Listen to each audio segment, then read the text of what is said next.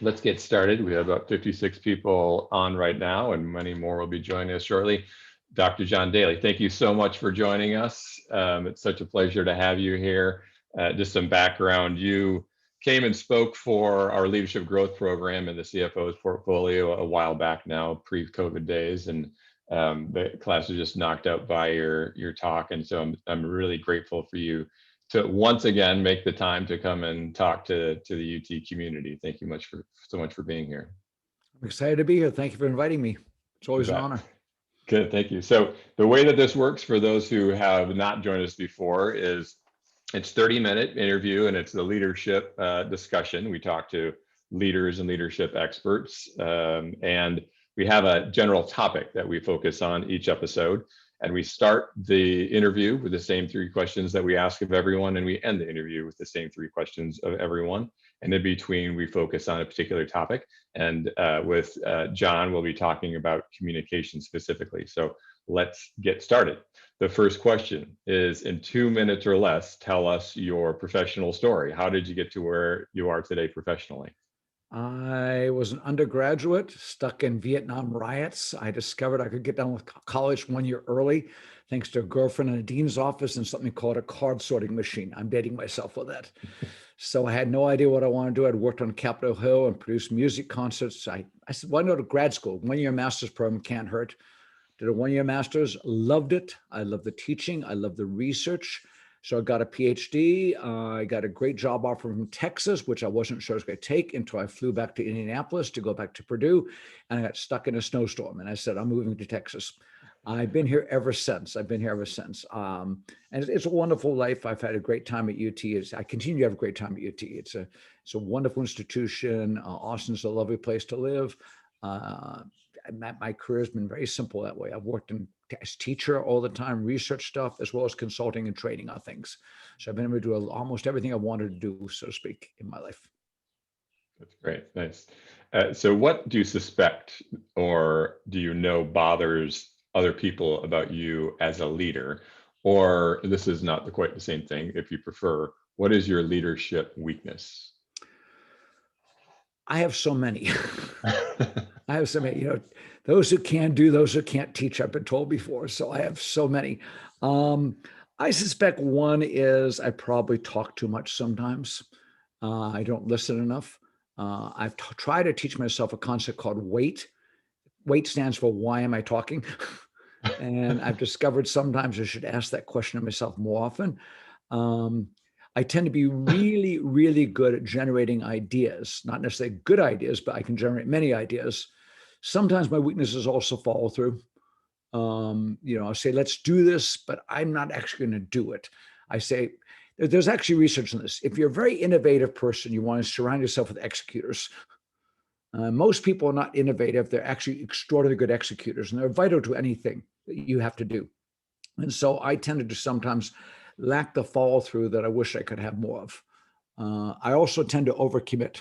That's one of my challenges too. Overcommitting is I don't know how you say no to most things. That's my problem. Right. So those are the 3 weaknesses when I just think about them on the top of my head. Nice, good. So last opening question, what does leadership mean to you? Leadership means inspiring people to work harder towards a goal everyone shares, it seems to me. Leadership is about motivating. Leadership is about supporting. Leadership is making sure people can accomplish what they need to do. There's an old concept called servant leadership. There's still some wisdom to it, which means your job is, Microsoft one time said, your job is to move furniture if you're a leader. Your job is to get the tools ready for the people working for you. Make sure they have the right tools. Mm-hmm. Leadership's also about enthusiasm, I think, sometimes. And we forget how important enthusiasm and pride. A good leader has enthusiasm, a great deal of pride in what they're doing and the organization they represent. And the goal, I think, as a leader also is to find other people who can take over your job at some point. Yeah. Nice. We don't think about that very much, but every leader needs backup. If you have no one backing you up, you can't get promoted again, for example. So you always have to have backup. And so leaders have to develop other people. I think a good leader can find the right people sometimes by practice, by conversation, by experience, and raise these people up and say, you're going to have my job in a few years, and be happy about that. Good leaders don't compete with their teams, by the way, also. Mhm. Many managers and some leaders have to prove that they're the smartest person in the world, have to prove they're better than anyone else. That destroys any possibility of leading people. And sometimes that's contrary to what people think leadership is, right? It's because it takes a lot of humility and vulnerability to say that there is somebody that can do what I'm doing and hopefully do it better. I would love that because that means I can do something else. Right. And that's right. I mean, that very thing. Most leaders, we do these studies of people who become very successful, and there are a number of things we've discovered, but one thing is good leaders always know what their next job is going to be already. Mm-hmm. Ask any CEO of a large company, he'll have metaphorically a list of companies he'd move to tomorrow morning. I mean, in fact, when you think about this, when somebody retires from a major leadership position, they don't stop. They've already joined boards of directors. They've done charity groups because they keep wanting to lead in some way, matter, or form. Mm-hmm. So I always ask people, what's your next job going to be? And it's amazing how the best leaders will tell me, here's what I'm going to do next. I want to do this. They also, by the way, seek out leadership opportunities. So they get involved in a social group, a charity, a community group, even when they retire, and they're still trying to make a difference that way. Right.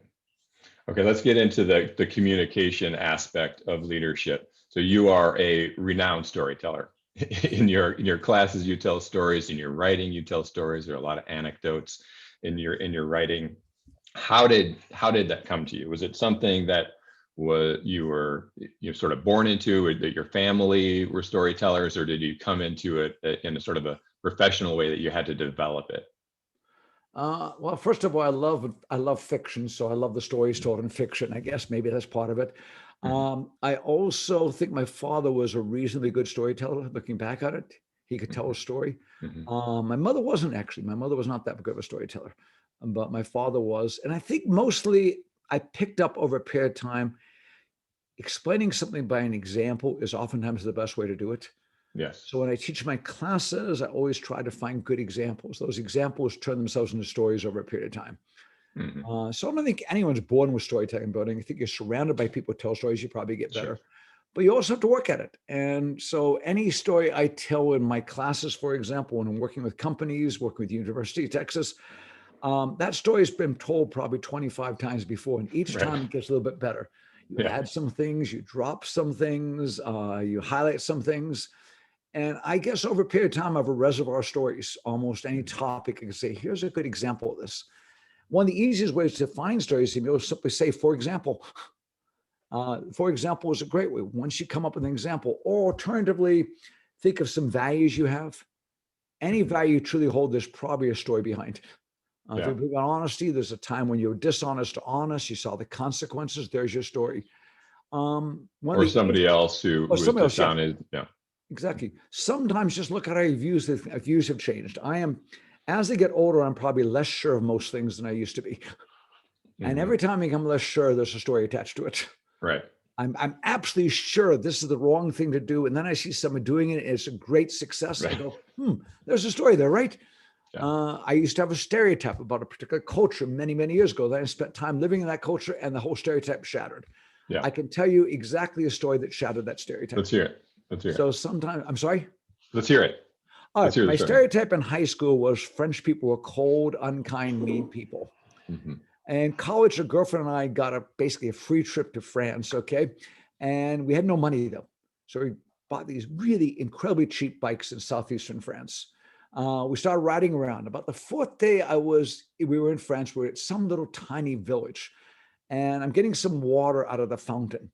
I get back on my bike, which is just falling apart, and the back rim just bends over. And the wheel bends over. So I go, oh Yeah. crap. So my Yeah. girlfriend and I are sitting on the ground. I'm trying to pull the rim back. She's trying to put spokes in. Nothing's working. This lovely little old woman comes up, says, what are you doing? And we show her. She goes, oh, that's bad. Yeah, it is. Is there a bike store in town? She goes, no, we're a small village. The one in Avion, about 90 kilometers that way. Okay, we'll go there. She goes, no, you won't. Why won't we go there? Because guess what? It's closed by this point. It's 3:00. Everything closes by 3 at this time of year here. Okay, we'll go tomorrow. She says, fine, and walks away. And I say to my girlfriend, you see, I told you, not very sensitive, no empathy, all right? Just the facts kind of person. Mhm. 2 minutes later, she shows back up and says, where do you guys stay? And we say, well, it's really quite easy. We stay in farms. We stay in woods. We have a tent, some sleeping bags. We're fine. We stay in a park. Yeah. She says, no, no, no, you stay with us tonight. She invites us into her home, feeds us without doubt the best French meal I've ever had on my foot dinner, and without doubt the worst French breakfast. That's really hard to do.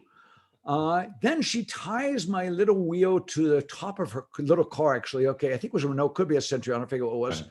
Drives us to Avion, wakes up the guy who runs the place, gets me a great deal and drives us back.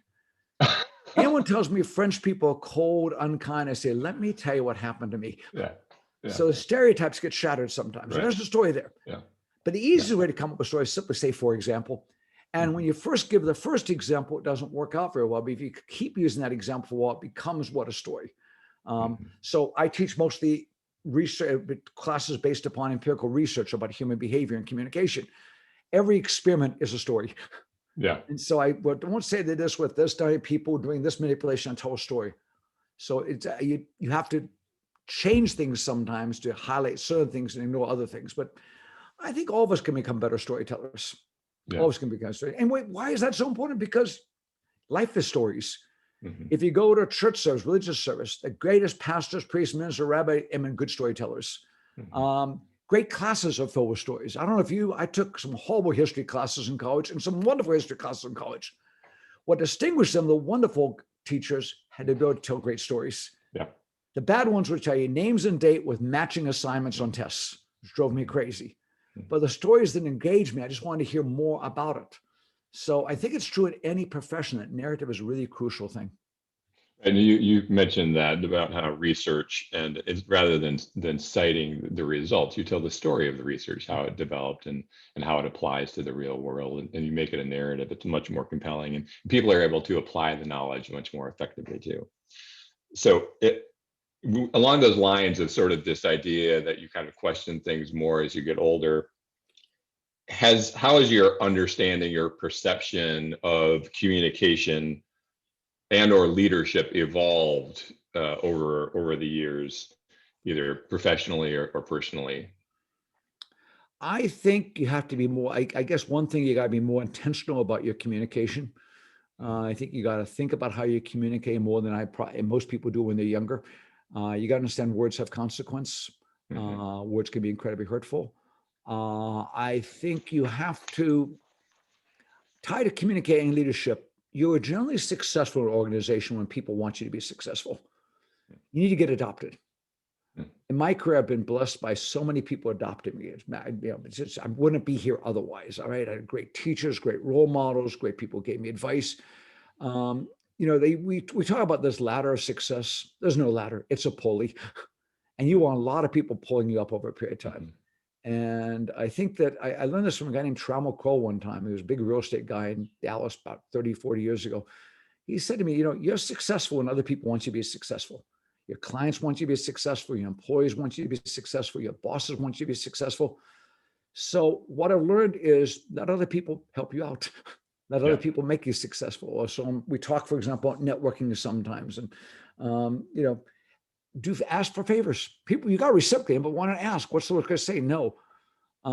That's one thing. Second thing I've learned over a period of time, and this is because we're doing research on this right now. We're talking to people who've been successful and said, how did you get here? How did you get here? I'm very interested in what they know about how they got there. Now, some are totally unreflective, but many have good insights. And these people would tell you interesting things like, always seek out a job that's a little bit difficult, the 70-30 rule. 70% familiar, 30% different. So you keep learning that process. Work for bosses. Make sure you get the right boss. If you don't have the right boss, move on. All right, because a boss can make a huge amount of difference. They'll tell you little social things that you need to also know. And say, what's some social things? Because leaders got to be both competent and warm at the same time. What's the example? Emil, we meet for the first time. We go across the room. We can talk, touch each other again. We start shaking hands. What do we generally say? Nice to what? Meet you. Never see again, you. As long as you live. See you. Yeah, there you go. Nice to see you. I remember that lesson. Yes. Yeah. Exactly. Nice to meet you is going to get in trouble. Nice to see you works just as well and doesn't embarrass anyone. Right. We've all made the mistake of saying nice to meet you, and somebody says, don't you remember to high school together? We hooked up a couple weeks ago. It comes back to haunt you. Yeah. So these people are extraordinarily good at these small skills. They work on them. They actually practice them is what I'm saying. Yeah. So they catch themselves, damn, I said nice to meet you again. I can't do that. For example, don't ask what people are doing, ask what's keeping them busy. because many Oh, people interesting. aren't doing anything, but they're busy Mhm. doing something, if Mhm. that makes Mhm. sense. Yeah. There's all these little things. Don't dismiss your own work.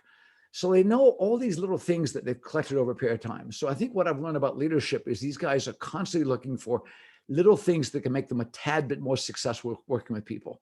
Mhm. I think that would be my big take home there. Yeah. And just a brief note to the people listening and watching right now. It is streaming live. The way that this works, we don't have time to ask or answer questions that people are commenting on. There are quite a few comments on Facebook, but we'll get to them after the interview. But so far, John, just letting you know that a lot of gushing going on for you. So just kind words for you. Hope so. Um, It could be bad. I don't know. no, it's all good. Who is this guy? Cut him off. So you've worked in a lot of different kind of leaders, from higher ed to the White House. What can you tell us about differences in leadership style that you've seen, either because it's just a personal style, or because it has to do with that industry or that particular field that they're in? They have to have a different style of leadership. I think each person has their own style. And if it works for them, great. I think trying to take over somebody else's style seldom works. Hmm. So if you say, well, I really want to be like her, if that doesn't fit who you are, don't try to fake it, right? Yeah. So I think you got to be yourself. And I think people pick up that sense. I've never liked the word authentic, because if you're really creepy, please fake it when you come to work. Don't be creepy at work. But authentic, I think, means you have a set of values you can live by and judge yourself by, if that makes sense. Mhm. So I often do an exercise where I ask people to create what I call a personal bill of rights. It says, every time you deal with me, you have a right to expect the following from me. And you write those things down. You say, when you deal with me, I promise to be responsive, return your calls by the end of the day, respond to your emails quickly. But I also recommend that people create what I call a user's guide. How to use me. How to use me. So you let people know about the little foibles. So I'm not a morning person. I'm an afternoon person. So don't bug me in the afternoon, because that's where I get my work done. If you want to have a long conversation, do it in the morning. I walk and talk. That's how I do. I walk and work. I don't sit still. So what you do is you come up with how to use yourself. And you got to know Yeah. that about yourself. You got to be realistic about yourself. That's one thing. I think a second thing I've observed is this. There's no unambiguous good when it comes to leading. Anything you do for somebody that's good will have a negative consequence for somebody else, probably. It's an incredibly tough thing leaders deal with. They think, well, this is the perfect solution. Yeah, but somebody's not going to get everything they wanted. Mhm. And I think that's very difficult sometimes for people who are not in a leadership role to understand. You think an answer to be obvious, but you don't necessarily know all the contingencies around it.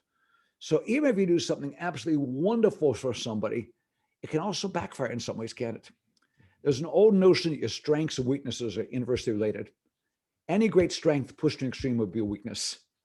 You're incredibly talkative, you don't listen very well. You're incredibly smart, you're seen as arrogant. You're very trusting, and you're gullible. Mhm. So you've got to, as a leader, come to figure this out. Now, one thing I've noticed about almost every great leader is that I like to be learners too. So we do an exercise sometimes. I say to people, write down any 3 weaknesses you have at work. Just write down any 3 weaknesses you have at work. You're late for meetings, don't do email, not good at PowerPoint, have a messy desk, whatever. Write down any 3 things. After I write down, I said, okay, each of you now pick one and just circle it. They do. Then I say, in the next year, you got to fix that weakness. Just got to fix that weakness. All right. Most of the things they write down, they could actually fix. Habits, there's fascinating research on habits by Wendy Woods. It basically takes about 180 days across everyone on habits. If you do something differently for 180 days, it becomes second nature. So look, let's suppose you have a messy desk. It's always been a problem. If you clean your desk up 3 times a day religiously for the next 180 days, you'll make a habit out of it, won't you? It's kind of like I used to go to the gym regularly before the virus happened, okay? I went so regularly, I felt bad when I didn't go. I made it into a habit. I felt crappy when I didn't go to the gym. Yeah. See, when you figure out your weaknesses and decide to work on one, you don't have to work on many, pick one at a time. Mhm. Because people already know your strengths, they know your weaknesses. It's hard to increase the strengths sometimes, but you can actually get better at weakness. Another thing, I learned from watching leaders is leaders have a symbolic value as much as real value. So I did work in the Clinton White House, but my daughter worked in the Bush White House. So we got both parties covered. Bill Clinton, his first year, was a horrible time manager. They also didn't understand the symbolic purpose of the presidency. You don't want your president running around DC in shorts and running shorts, shoes, and stopping at McDonald's getting a Big Mac after that. It's just not presidential, if that makes sense. Leaders have to be a little bit distant. You have to be, you're not necessarily everyone's friend's leader. You got to be a little bit distant, all right? You got to be seen as both approachable and accessible. You got to have people think you're approachable and accessible, but not every leader can get down the trenches with everyone because they don't have the time. They don't have the experience. So you got to be a little bit, you got to understand the symbolic value of a leader too. It's very different. I mean, you've seen people, for example, I'll give you an example. I've watched a lot of people at university move to senior levels. They almost all become a little more distant than they were when they start off as a faculty member or as a staff member. Partly because they got to make tough decisions. Partly because they make tough decisions. Partly because you once were familiar with them. And by the way, you'll be familiar with them after they step down as a leader. But there is a certain kind of distance that goes on. It's not being cold. It's a little bit more formal. Because remember, as a leader, you are one sentence away from destroying your career. So you never talk off the cuff as a leader. Because people hear what they fear, if that makes sense. And so if you're walking in from parking garage onto campus one day and you're a significant leader on campus and somebody says, how are things going? Oh, it's going to be a hell of a tough year. 5 minutes later, half the campus think they're going to be laid off. Because people hear what they fear. So you got to be more careful with your words as a consequence. Leaders have to have a sense of presence. And most leaders I've run into that are really successful, it's really interesting how that presence happens. People want to get close, but not too close. Presence, people want to touch leaders' hands. It's weird. They want to touch them in some ways. Maybe the last thing I've noticed is the better leaders understand the value of symbols as well. So Joe Biden going over talking to Al Roker on the parade, inauguration parade, little symbol. Jill Biden giving cookies out to the National Guard guys, symbolic. Leaders understand they want to do these things to kind of create a message because everything they do communicates something, doesn't it? All right. And you got to think about that over a period of time. You got to say, how do I symbolize what I want to do? For example, I think Biden's changed the Oval Office again. For the last dozen presidents, the Oval Office's desk always has chairs on both sides. So if I'm sitting, I'm not sitting across from you, sitting kind of catty-corner to you. One of the first things Donald Trump did is to get rid of those chairs and put the test chair in front on the other side of the desk. All right. I mean, that's a symbolic thing in some ways. I need your advice or I'm talking to you like a business person model. You understand how to manipulate all those sorts of things. You decorate for leadership as well. What you put on the wall communicates. It's symbolic, but it matters. What art you have on the wall, what kind of pictures you have on the wall, what kind of family pictures you have. Or lack thereof. Basically, every great leader is a great actor. How about that, Steve? Every great leader is a great actor. I'm nothing wrong with that. We say politics is Hollywood for ugly people, all right? But everyone's an actor. And don't get mad about that because, you know, if you're married happily, you're an actor. If you have kids, you're an actor. So we'll act. But every actor needs a sound stage also. They need a stage to work on. So leaders know how to shape the environment by the stage they put themselves on sometimes. And they know everyone's going to notice everything about them. So one of my favorite people in Austin, I won't mention his name, he's a big real estate guy, has a huge house, just a big house. Drives a Tahoe, it's probably 6 years old. I said, why the Tahoe? His wife drives an incredibly expensive Lexus, okay? He says, you know what? What do people think if I drive a really fancy car? Very few people see my house, but everyone sees my car. It's kind of like in Detroit. Everyone drives American cars. Even though most American cars are made overseas and most European and Japanese cars are made in the United States, they still got to drive American cars symbolically. All right. One of my favorite examples of that, when I was at the White House in the first year of the Clinton administration, a memo came out. There's something called West Executive Drive that separates the old executive office building from the White House from the West Wing. It's a parking lot, basically. And I found this happen in previous presidencies too, and past future ones too. They get a memo after the first 6 weeks that says, if you're parking West Executive Drive, if you're going to buy a car, please try to buy an American car. Why? People say, how come they have all these Japanese cars or German cars here, not American cars? Now, most people, it doesn't matter. But for a tiny bit does, and you got to think of all those symbols. Leaders understand the value of symbols. George Kosmetsky, which most of you don't remember now, was the dean of the business school many years ago.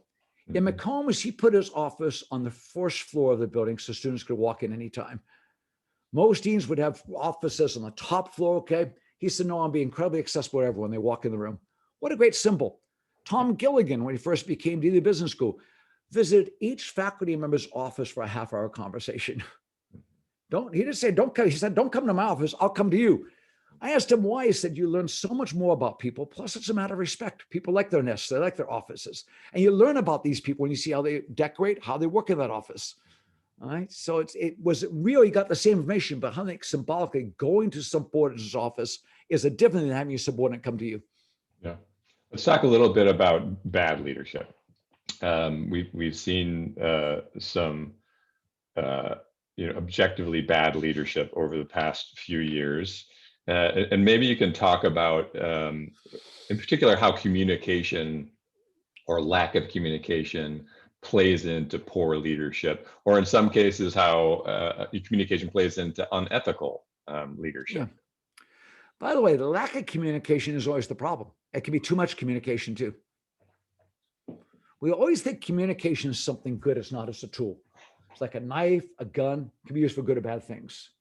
The best things that will ever happen in your life will happen via communication, but the worst things will also happen because of communication. Even the most dastardly evil people in the history of the world, I would argue everyone the most extraordinary good communicator. They were extraordinarily good. They got people to do things for them. They got people to go die for them. That's unbelievable when you think about it, right? But so it's not the communication is good or bad. It's how it gets used over a period of time. Now, you mentioned the last few years. I personally, my personal thing, I did not like the previous president at all right? But at the same time, he's extraordinarily good at communicating in some ways, wasn't he? He is this first social media president, okay? Roosevelt was first radio president. Kennedy was the first TV president. Nixon actually became a TV president. Trump was the first social media president. He did everything on social media. And by the way, I know some people in leadership like the word authentic. Trump was probably the most authentic president we've ever had. So you got to be careful authenticity, remember? Right. So I would not argue he was a bad communicator. He used communication for his own ends, and he thought his own ends were right. Now, I personally disagree with most of his ends, okay? But he thought he was doing, he communicated reasonably effectively.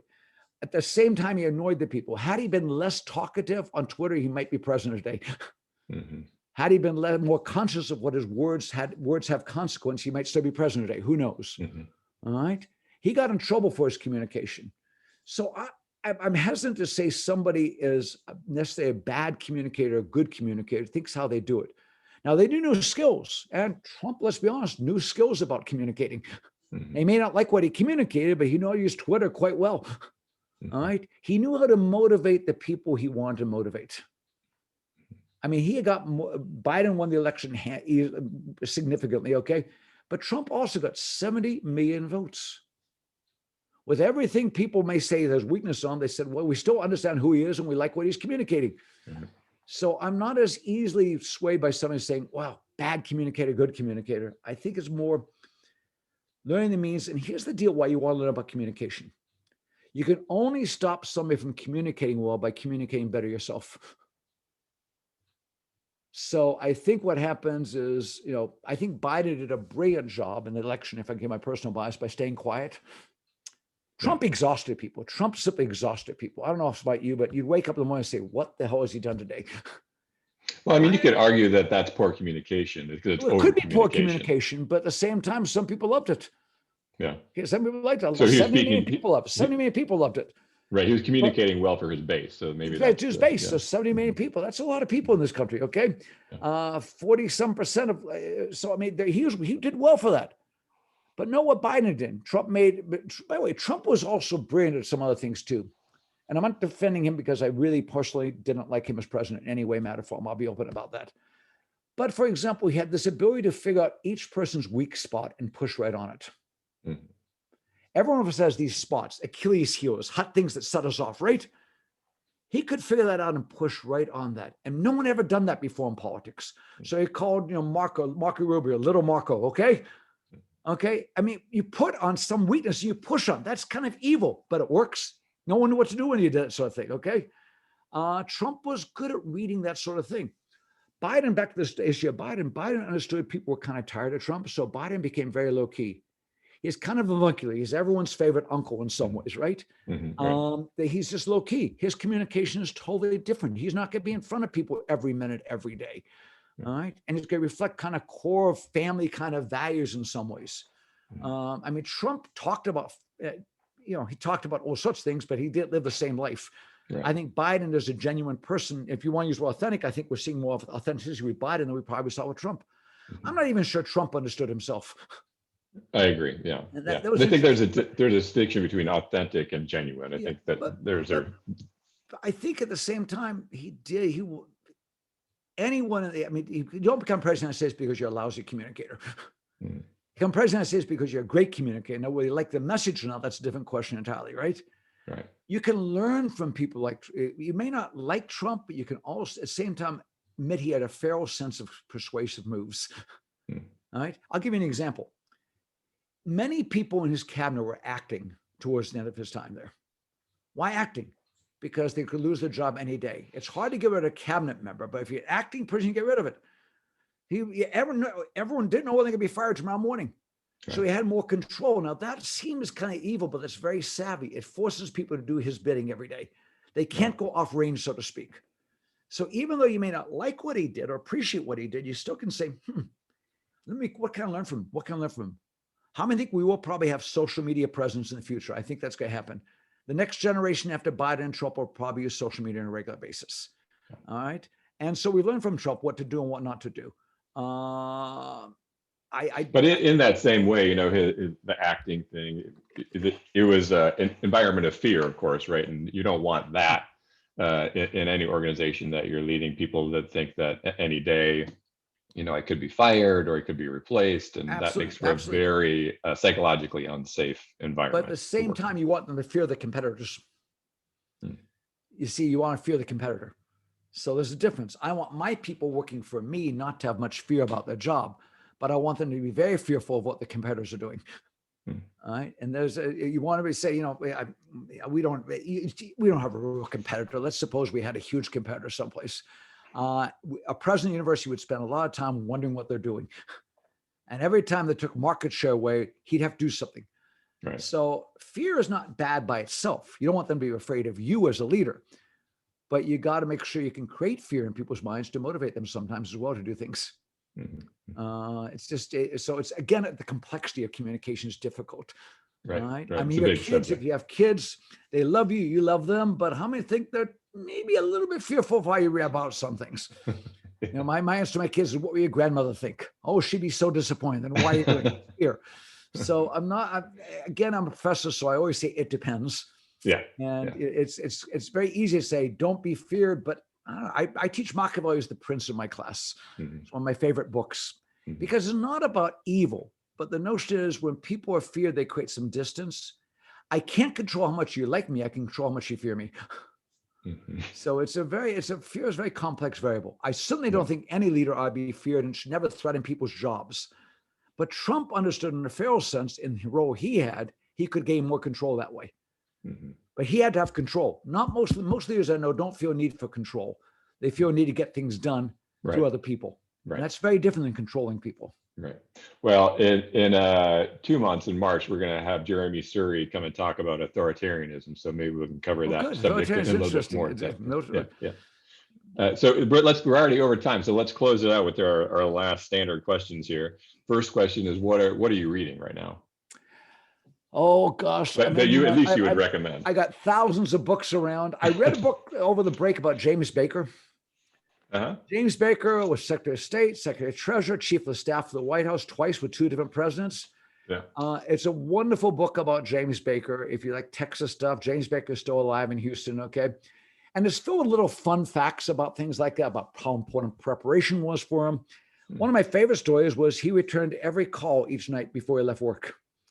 So he was Chief of Staff of the White House. He'd come in there, remember these Why You're Out pads years ago, the pink pads? Sure. There might be 50 of them. Now he'd call everyone in the evening. I'd always call their office and most of the time get the message machine, but at least he returned their calls. So the ball was in their court at least. He was also a brilliant leaker. He loved leaking things newspapers. And he had a great strategy. He leaked something, but used the words of somebody else so the other person would get blamed for it. So if you said it was a cluster bank blank every time, when he leaked something in the media, you say, well, there's a real cluster blank going on. And people would blame you for the leak rather than himself. So, I mean, and he was an incredibly effective leader. Okay. He was a great leader. But he knew all these little tricks that people sometimes don't know. I find that I read that book. I'm reading a book about George Marshall now. Most people forget George Marshall. The astonishing thing is when he died, people said there'd be more statues of George Marshall than anyone but Lincoln and Washington. He did the Marshall Plan. But before that, he was chief of staff of the United States Army throughout the entire World War II. He hired Eisenhower. Eisenhower was a colonel about being done with his career. Hired MacArthur, who actually was basically not a U.S. citizen anymore, running the Philippine Army, made $8 million running the Philippine Army, brought them in. He was amazing how he got things done. He got things done just by being very conservative and careful with people. One of my favorite stories is Franklin Roosevelt called him George one time. And he said, Mr. President, please call me General. He understood he needed some distance from Roosevelt. He wasn't going to be one of Roosevelt's cronies because that's not how you run an organization, he says. So a little bit more formality. So that's a book I'm about halfway through right now. I love this book just because I find George Marshall fascinating. Because sounds like you find history fascinating. He got some Marshall Plan was not his idea, but they used his name. But it's amazing what we did under his name. He's Secretary of State at that point, head of the Army. Just an amazing guy. By the way, he had a little black book he carried with him everywhere. If you find a young lieutenant when he was, shall we say, a major who was really smart, hey, write the lieutenant's name down in that black book and write some comments. And every year, go through the black book and find out where each of those people were. So this huge cast of people could call upon when he wanted to do something. The other book I'm reading right now, nonfiction-wise, about Jean Monet. Jean Monet, you don't remember. I grew up in Europe, so I'm more interested in it than most. He created what we know as the European Union today. 1945, nothing but a GS 14 or 15 equivalent in the States, mid-level French bureaucrat. But he did astonishing things influenced the future of Europe. The European Union today exists because of him. He had all these wonderful maxims like treat the kings like commoners and the commoners like kings. So he knew all the admins. So he'd call an admin because he wanted to meet with a minister by chance and ask the admin where the minister's going to lunch. And then he would show up at that restaurant at the same time. You're here, I'm here, let's have lunch. He always brought documents to meetings. He called them drafts. He said, I got nothing to do last night, so I brought this document. We can edit it any way we want. We can erase anything we want. He'd get 80% of what he wanted by doing that. They would argue about some points, but let him win on most points because it was in the document. Now, he always called it a draft every time. So he had all these little skills. I finished a book a couple months ago about Hyman Rickover. Probably don't remember Hyman Rickover, created the nuclear navy. Against the wishes of everyone in the Navy. No one wanted nuclear navy. He did. He had some wonderful skills too. For example, in World War II, submarines were named after fish. He named it after members of Congress. Yeah, I remember. Yeah. Somebody said, why? He says, fish don't vote. Right? Little things like that make all the difference. He surrounded himself with people who were much better than he was. Yeah. He was not a serious war fighter. When he had to pitch his idea, the Navy would say, we don't like it. And he surrounded himself by 3 Navy commanders, each had Navy crosses in World War II. Their job was simply stand behind him, arms behind their back, nodding their head when he talked. Give him the credibility to have. It'd be like if we had a president of the University of Texas who was not an academic by background, came from business, something like that. I'd recommend she surround herself with really the most famous academic people on campus and have them stand behind her when she gives talks sometimes. Right. Why? It says the academics support her, agree with her on that thing. Not as any faculty, but the star faculty we have on this campus. Right. So, I mean, I like biographies. I find biographies fascinating. That's great. So that's been reading recently. Aside from, honestly speaking, a bunch of really bad junk novels. Everything, you would not want to know the kind of crap I read. But I kind of enjoy about my serious reading. And also, by the way, an audiobook fan. I highly recommend audiobooks on things. Simply because you can take them with you when you go on a walk, when you drive. In fact, I'm infamous in my family for driving an extra 20 miles to finish a chapter. So I think audiobooks are a great way to read sometimes when you don't have the time, you get bored or you fall asleep when reading. Put the audiobook in your car, put the audiobook when you go shopping, when you take go for a walk, fold laundry. Right. Yeah. And it's a great way of learning stuff too. Yeah. Okay. 2 more questions. What was the hardest thing that you have had to do as a leader?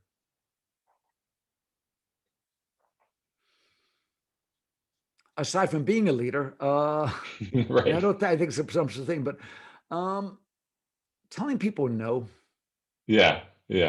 So this is a question I had earlier. We didn't get to it, but I mean, I feel like that is one of the biggest problems I think that we see in leadership in general is the inability or the reluctance to say no, because it's hard to do, hard to have conviction. You know, when you were talking about, sort of distancing yourselves from people who used to be your peers, it's difficult to say, no, you can't do that, because you know those people and you know how it can affect them personally. But on a macro sense, you know it's the right decision to do. And we've actually done some research on how to say no. And it's interesting, probably because I don't like saying no. One thing we discovered is tell people what you can do for them rather than what you can't do for them. Hmm. You go to the airport, your flight's been canceled. They just say you're not going anywhere. They say, look, we can take another flight 3 hours from now. We can send you another airline, and we, of course, refund your money. Another thing to do is this. We call it the empathize, explain, and give alternatives method. So let's suppose you want to go vacation someplace. Let's suppose you want to go to New Zealand. You want a view of the mountains and the water and so on like that. You arrive there and your cook says, how are you? You say, fine, look, we're from Austin. We'd like a view room. Cook says, sorry, you're in the basement under the highway next to propane tanks. Not a customer center response, right? Right. Let's reroll the tape. Hi, we're from Austin. We'd like a view of the mountains. We'd like a view of the water, okay? Cook says, wow, Austin, Texas. I would love to go to Austin, Texas someday. I'd like to see all the highlights, the UT Tower, the state capitol. I'd like to see I-35 over the bridge on a Friday afternoon. I want to see all the major sites Austin has to offer. Challenges right now, we have a bunch of people from Texas A&M. All right, you know how selfish they are. They insist on a view room, so we don't have a view room for you tonight. Well, let me tell you what I can do for you. Number one, I get you a mini suite. One of you can be watching TV while the other's doing PlayStation. If that doesn't work, 2 days from now, these guys are leaving. We can move to your lovely view room 2 days from now. Thirdly, we have a sister hotel right down the street. You chose a great hotel, but that may be the best hotel in this part of the world.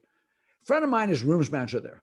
Let me ring her up and see if they have a room available with a view. If they do, we'll move you down our expense and charge you no more than we charged you before. What do you want me to do? You'll choose one of those things, right? Right. Now understand, have I said no? I have absolutely said no. You're not getting a view on my hotel tonight. But when you give people choices, they'll choose among the choices you give them, generally speaking. Mm-hmm. But you also got to empathize. I know why you want a view room. You got to give people a logical explanation why. Mm-hmm. And you got to be human about it too. You got to understand the pain people go through. People suffer when you're being told no sometimes. So that's the Mm-hmm. empathy part.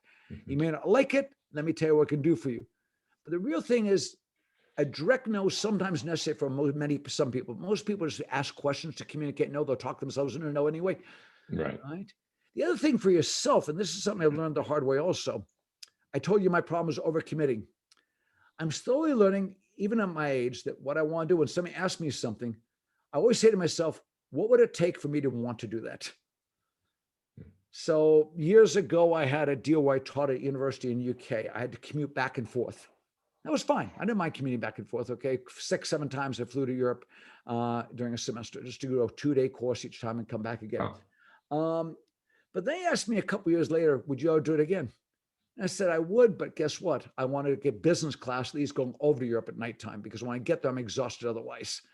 They said, we could probably make that work. Mm-hmm. I was much happier the second time because I would say, here's what it would take for me to want to do something I normally say no about. Mm-hmm. It wasn't negotiation. I don't need to come over and teach again. I've enjoyed the time there, but I have any other options. To make it work for me, I have to have business class so I can sleep on the way over. And they said, we can make that work. If I had, never be afraid to ask. That's one of my biggest lessons I give anyone.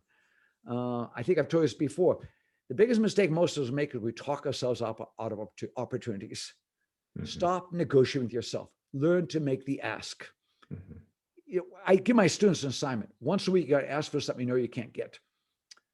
What do you mean? Next time in a restaurant, ask for something in the menu. Guess what? I got a grilled cheese sandwich at McDonald's last weekend. There's no grilled cheese in the menu. Right. I said, I feel like a grilled cheese sandwich. The clerk said, we don't have one. Okay. I said, yes, you do. No, we don't. You have bread, you have cheese. You can make one, can't you? He said, I don't know if we can do it. Okay, here's what I want you to do. I want a cheeseburger with no meat, nothing on it. I just want that. I got a grilled cheese sandwich. Why not ask? What's the worst I say? No, right? Yeah. One thing I know about leaders is they almost all are more willing to make the ask than most other people are. If they want something, if they want the job, if they want the trip, if they want training, they make the ask. Mm-hmm. Get used to being told no. I mean, if you're a happy relationship, you used to know anyway, so why not expand to your work world? We all basically hear no sometimes, so don't be upset about no. Practice. I tell my MBA students, for example, next time you're airport, ask for a better seat. Next time you're hotel, ask for a better room. What's the worst going to say? No, but get used to it. If you ask, you might get it, right? You embarrass your kids, but they'll get used to it very quickly. But all these successful people are willing to make the ask. They've always sought the next job. They've always sought the next job. They're willing to say, I want that job. What would it take to get there? I like that transfer. I like to work in that business. Sales guys, I got them close there. I got to ask you for your business. So I think one thing you got to learn if you want to be a leader is to be willing to make the ask, take the risk to make an ask. I think that you may have answered the last question, but the last question is give us two key pieces of leadership advice that you would give leaders. It sounds like the first one would be never be afraid to ask. Do you have another one that you want? You know, one that is going to sound weird initially, and don't take it too far. But I think most people are better than the worst things they've ever done. So forgiveness matters too. Forgiveness matters too. Now, I admit some people are just plain evil, all right? But I think most of us are not that bad of human beings. We make mistakes. And I think almost everyone's a little bit better than they were. We sometimes use the worst thing to measure them. I think you got to say most people are better than the worst things they've done. And that means you got to have empathy for people. You got to understand people in a lot of pressures. People are facing a lot of challenges. I look at this virus. Some people have coped quite well with the virus. Other people, it's been a very difficult time for them, very difficult time. They may not be the best performer now, but they may have been a great performer before, or they might become a great performer later. Right. So I think you got to have empathy and understanding and appreciation of people's life states. And even if somebody does something bad one time, and here's the other thing. People have good reasons for what they do in most cases. Your job is to figure out the reasons. I mean, most people don't do things they know to be stupid. You talk to them afterwards, they'll tell you why they did it. And in their mind, they had a good reason. So you got to figure out the other person's good reason why they do things. Mm-hmm. So it's kind of empathy, understanding your people is the other thing I'd go for. Compassion is important with leadership. Compassion, understanding, appreciation, giving people second, even third chances. Yeah. By the way, the biggest predictor of your success is not who you are, it's the environment you're in. Mm-hmm. Okay. Environment, imagine a thing, a triangle. You have people's attitudes, people's abilities, and the environment they're in. Most people think attitude is the most important thing to predict performance. It isn't. Single best predictor of performance is the environment you're in. Mm-hmm. And so we don't think about that, but leaders create environments where they succeed. What's the case in point? If you have kids, you choose to live in a particular neighborhood because of the schools. You fight to get one teacher over another teacher. Now, remember, your kid is bright, ability, and highly motivated, attitude, but you deeply know the environment matters a lot too. Mm-hmm. Leaders, it's really hard to change somebody's attitude. It's really hard to change somebody's ability, but surprisingly easy to change their environment. Yeah. So I know leaders who will help people find jobs elsewhere. If I'm a high pressure work environment where you got to be there 14 hours a day, you don't like it. What I'll do is not fire you, punish you. I'll try to find you a job with less pressure. Right? So leaders have to kind of fit people to the environment. And the mistake is we say, I want to change your attitude. Ethically, I'm not sure you have a right to change somebody's attitudes. Ability-wise, it's hard to change somebody's abilities. Changing the environment is crucial. Yeah. So a faculty member, some people love teaching at Big State UT, big campus where research is highly regarded. Teaching is important, but research wins out in the day. Some people are made much better for a wonderful campus like Southwestern, a small school where teaching is everything. Mm-hmm. So I have told faculty members, you ought to apply for a job at Southwestern. One has, in fact, and is extraordinarily happy there. Yeah. He was never happy at UT because the research requirements and kind of never getting students, big classes. He's at Southwestern now, and he just loves every minute. He found the right place for himself. Right. If you have grown kids, you know what I'm talking about. One child may have found the right job. The other kid has kind of not found the right job yet. They have talents, but they're not being used in the job. So leaders create the environment and help people understand the environment and try to match people in the environment. I think that's really the gift a good leader does, is actually help people find the right place to work. That's great. That's great advice. Well, John, thank you so much for your time. This has been an incredibly entertaining and useful discussion. And I know that there are a lot of comments of gratitude on Facebook page. So thank you again so much for your time. I thoroughly enjoyed it. I thoroughly enjoyed it. Hope we can do this again sometime. Good. Thank you, John. Bye-bye. Thanks, everybody. Bye-bye.